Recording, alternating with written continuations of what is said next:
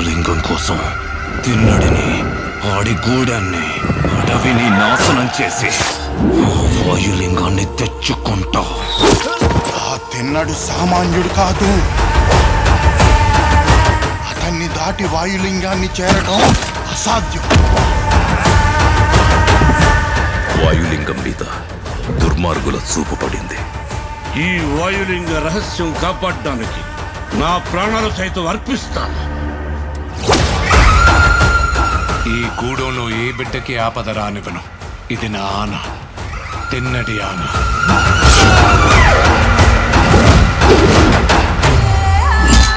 శివుణ్ణి రాయంటావా? రాయిని రాయనక ఏమంటారు నెమలరాని? వినపడని వాడికి విన్నపాలెందుకు, వీళ్ళకి దండాలెందుకు? దేవతని ధిక్కరించేవాడికి, పెద్దల మాటకు విలువ ఇవ్వనోడికి ఈ కూడెంలో చోటు లేదు.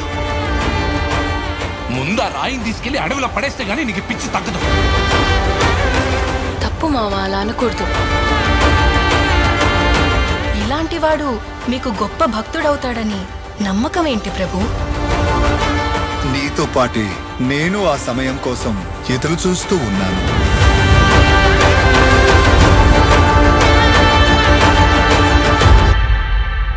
రుద్రా,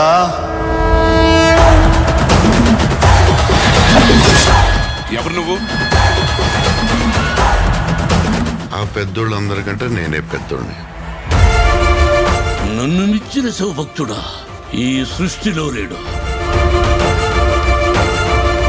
ఏమో అనుకున్నాను, నువ్వు నీ దేవుడు తోడు దొంగలే.